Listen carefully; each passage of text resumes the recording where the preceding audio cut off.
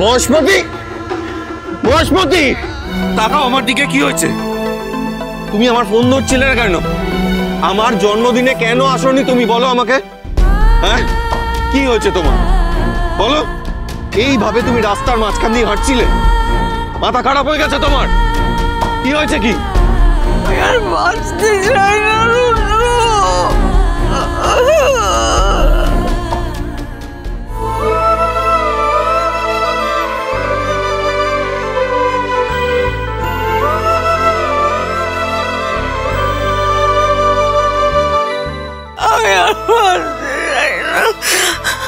আমার প্রিয়জন এত বছর ধরে হারিয়ে আমি রীতিতে শেষ হয়ে যাচ্ছি রে। এই যন্ত্রণা আমি আর বয়ে বেড়াতে পারছি না, আমি পারছি না আর বয়ে বেড়াতে। আমি নিজেকে শেষ করে দিলে শান্তি পাই। আমি এত যন্ত্রণা সহ্য করে এই জীবনের ভার বয়ে বাঁচতে চাইছি না বাঁচতে। তুমি কেন এসব ভাবছো বলো তো? আমি তোমার কেউ নই? আমি তোমার আপন নই? বলো তুমি। আমি তোমাকে কোথাও যেতে দেবো না। আমি আছি, আমি তোমার কাছেই আছি, আমি কোথাও যাচ্ছি না তোমার কাছে।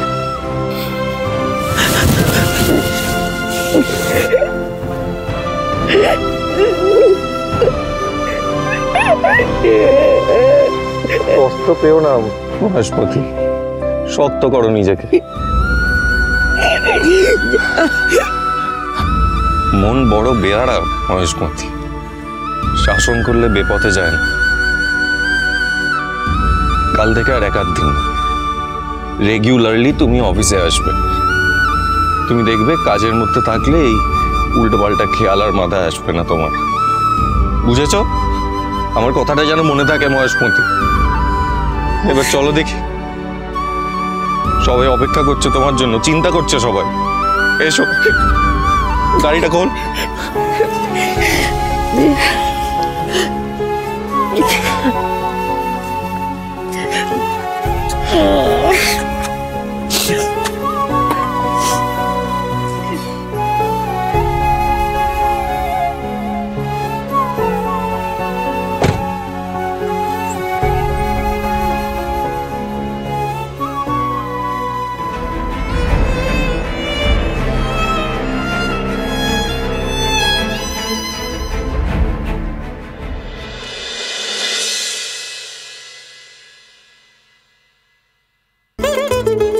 দেখেছো সমর কাকা, এই ব্যানারটা আমাদের ডিটিপি সেন্টারে ছাপা হয়েছে।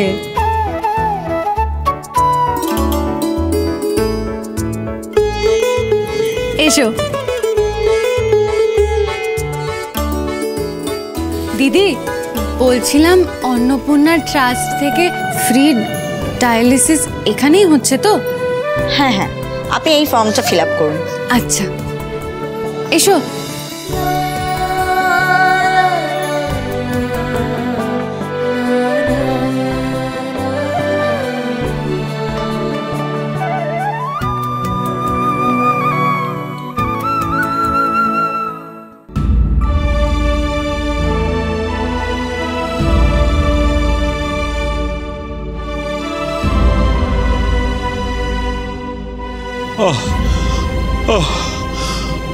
মা, মাগো, মাগো, মা, মাগো,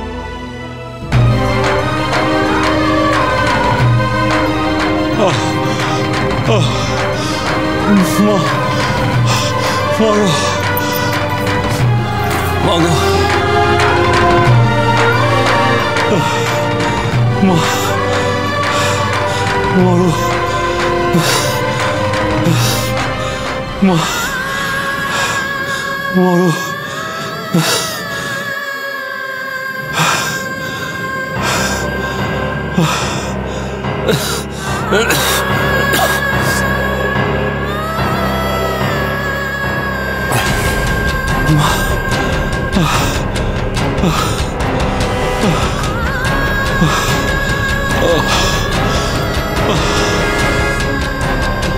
দিদি বলছিলাম যে উনি তো খুব কষ্ট পাচ্ছেন, ওনাকে ভর্তি নিয়ে নিন না।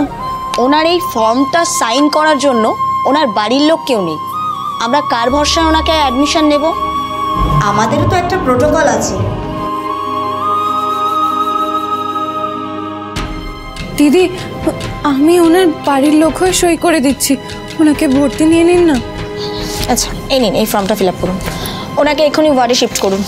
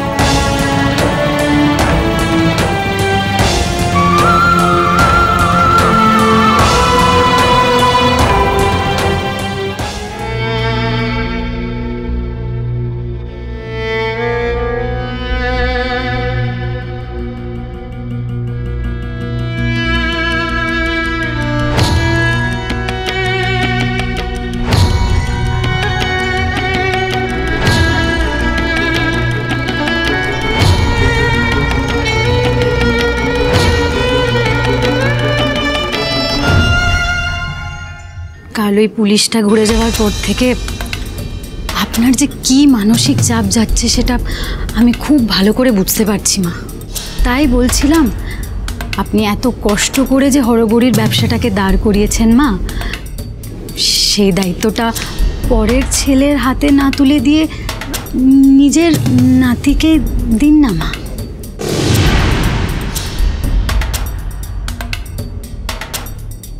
হ্যাঁ মা, দেখো দিনের শেষে নিজের পরিবার তো নিজেরই হয়, তাই না? তাছাড়া পিকু ছাড়া আমাদের বংশের বাতি আর কেউ নেই। আমার কিছু চাই না, বরং তুমি ওকেই সবটা। পয়সাগুলো যে ভাতটা ওকে দেওয়া হয়েছিল তাদের তো ঢাকের দায় মনসা বিকল। কোছা কোছায় টাকা নিয়েছে আমার কাছ থেকে,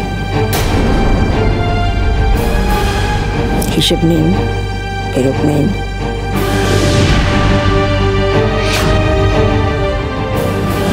আমি এই বয়সে লেখাপড়া শিখে ফেললাম আর ও এখনো হোটেল চালানো শিখলো না, ঠক পদার্থ।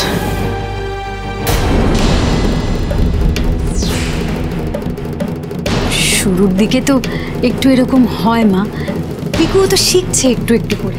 হ্যাঁ মা, ব্যবসায় লোকে থেকেই শেখে। তাছাড়া তুমি এই অবস্থায় আমাদের হরগৌরীর অফিসে কিভাবে যাবে? পিকু জোয়ান ছেলে, ওকেই দায়িত্ব দিলে খুব একটা ক্ষতি তো নেই।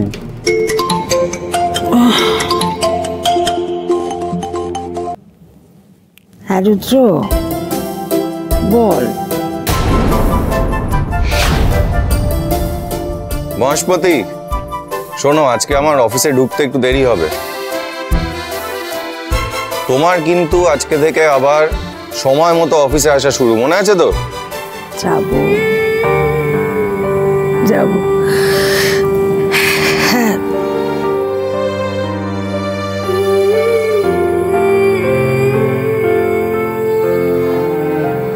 কোথায় যাবে মা? আজ থেকে আমি রোজ অফিস যাব।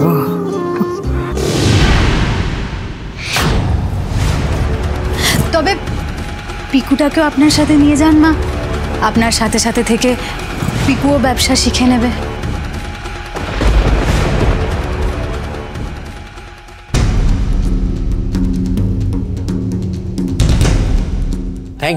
Thank you sir.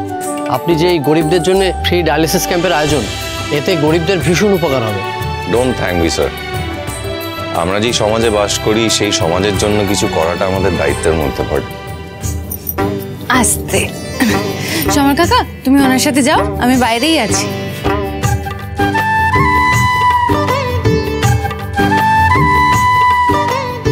প্রতি বছর রুদ্র জন্মদিনে Annapurna trust and charitable care থেকে কিছু না কিছু করা হয়।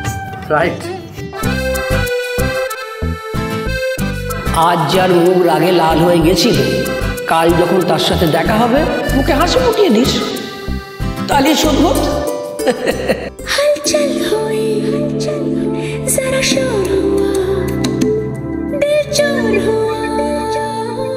নারকেল এখানেও?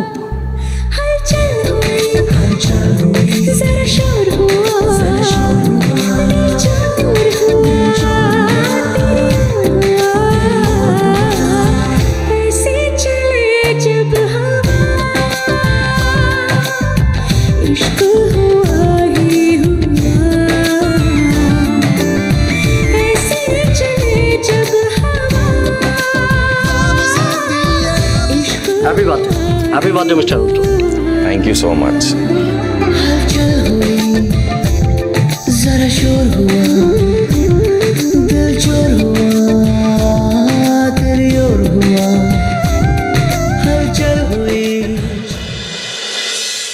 বেশ, তাহলে বুঝতে পেরেছো তো তোমাকে ঠিক কি করতে হবে?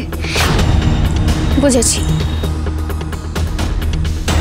এতদিন ওই আশ্রমের লোক হয়েছিলাম, আর এখন থেকে আপনার লোক হয়ে ওই আশ্রমে থাকতে হবে, তাই তো?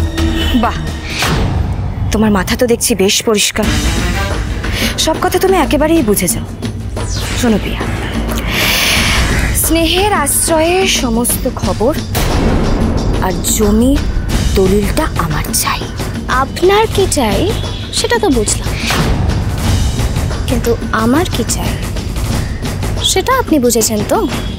তোমার চোখে যদি আমি লোকটা না দেখতাম তাহলে কি আজকে আমি এখানে আসতাম? শোনো, তুমি একদম চিন্তা করো না, আমি যেটা বলছি তুমি শুধু সেই কাজটা করে দাও, তারপর দেখো এই ভিখিরির জীবন থেকে কুহেলি তোমাকে মুক্তি দেবে। শোনো, ওসব হওয়ার কথা বলে আমার মাথা খাওয়ার চেষ্টা করবেন না ম্যাডাম। হাতে হাতে টাকা ছাড়ুন, কাজ হয়ে যাবে। আর যদি না হয় তাহলে লঙ্কা। বাবা, এ তো বেশ ধান্দাবাজ মেয়ে, একদিক থেকে ভালো। ধান্দাবাজ না হলে আমার কাজটা যে করতে পারবে না। আমি তো খালি হাতে কাজের কথা বলতে আসিনি, মুখটা যেমন চলে দেখো, কাজটাও যেন ঠিকঠাক হয়। কাজ হয়ে যাবে।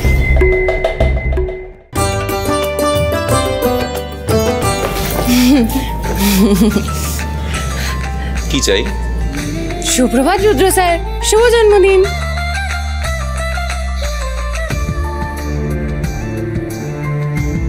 রুদ্র তো ভোলানাথের আরেক নাম, তাই ভোলানাথের প্রিয় নীলকণ্ঠ নিয়ে এসেছি আপনার জন্য।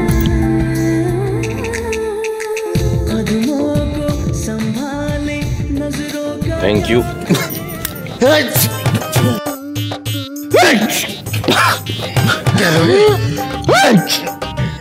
গেল কেন?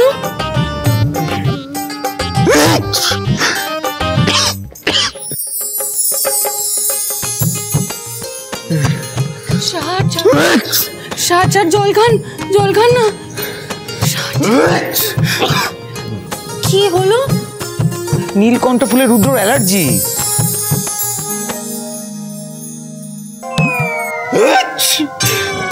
আবার ভুল করে ফেললাম আমি, আপনার মুখে হাসি ফোটাতে গিয়ে আপনার বিপদ ঘটিয়ে দিলাম।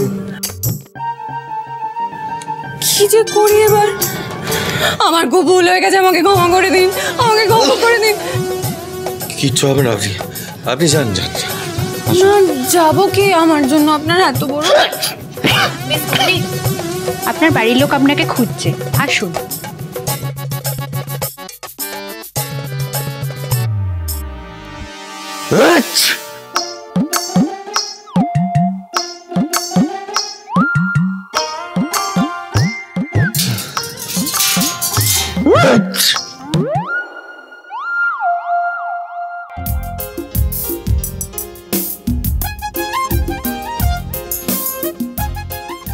যেখানেই আছে গন্ডগোল পাকিয়ে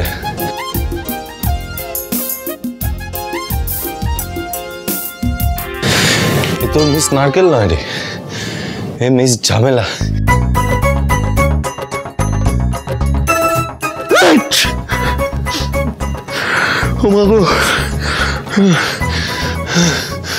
আপনি থাকুন, আমি আসছি। আপনি কিছু বলবেন?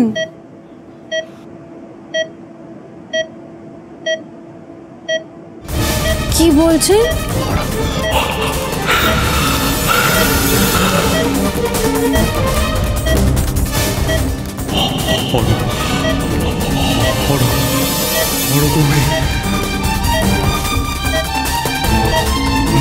মহেশ্বরী ঘোষ। হরগৌরী মহেশ্বরী ঘোষ? 15 বছর আগে। 15 বছর আগে কি?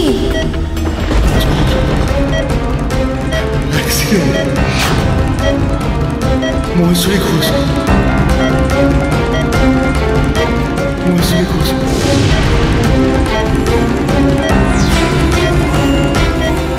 মহেশ্বরী ঘোষ। মহেশ্বরী ঘোষ। মহেশ্বরী ঘোষকে ডেকে আনবো? হরগৌরীর নাম তো শুনেছি, কিন্তু মহেশ্বরী ঘোষকে তো আমি চিনি না। আপনি মহেশ্বরী ঘোষকে কিছু বলতে চান?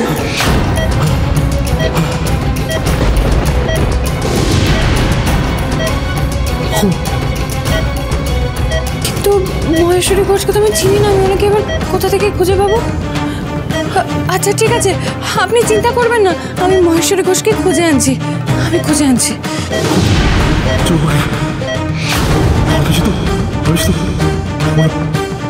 ওনাকে বলবো।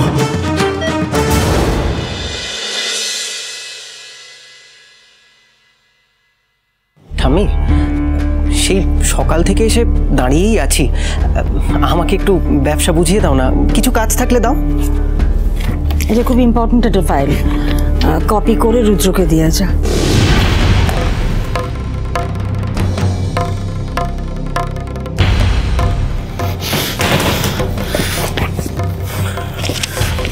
ব্যবসা বোঝাতে আমাকে ফাইল কপি করতে ধরিয়ে দিল।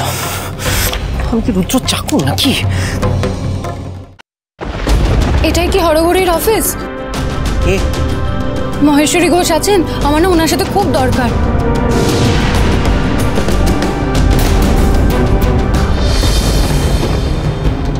আমায় মাফ করবেন, আমার খুব ভুল হয়ে গেছে। আমার স্কুটিটা ওই গর্তে পড়ে গেছিল তো। তোমাকে পরিষ্কার করতে হবে না, আমার নাতি জানে না কার সঙ্গে কিভাবে কথা বলতে, তাই কিছু মনে করো না।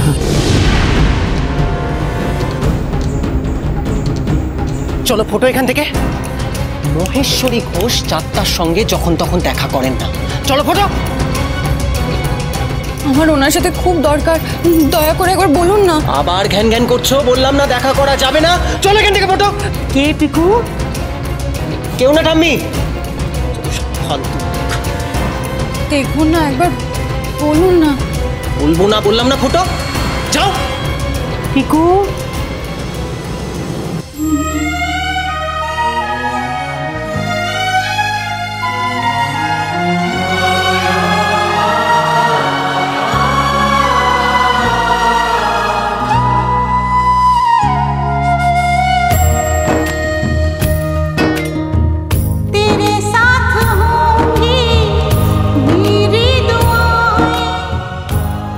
তুমি? আপনি? তোকে যে কাজটা দিলাম সেটা করে যা।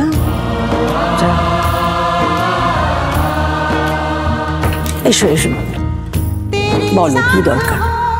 আসলে হরগৌরীর মালিক মহেশ্বরী ঘোষের সাথে আমার দেখা করার খুব দরকার। হরগৌরী তো নাম সবাই জানে, কিন্তু মহেশ্বরী ঘোষকে আমি চিনি না। আপনি কি বলে দিতে পারবেন মহেশ্বরী ঘোষ কোথায় আছে? তুমি মহেশ্বরী ঘোষের সঙ্গে কথা বলছো? আপনাকে না একজন খুঁজছে। আমাকে? কি খুঁজছেন? আমিও ঠিক চিনি না ওনাকে।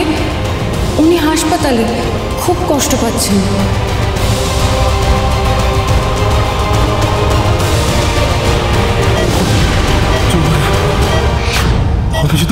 আমি শুধু ওনাকেই বলবো। উনি না আপনাকে কিছু একটা বলতে চান। আমাকে কি বিষয়? উনি না কিছু একটা বলতে চাইছিলেন। হরগৌরী মহেশ্বরী ঘোষ 15 বছর আগের কোনো একটা অ্যাক্সিডেন্ট, উনি আপনাকেই সেটা বলতে চাইছিলেন।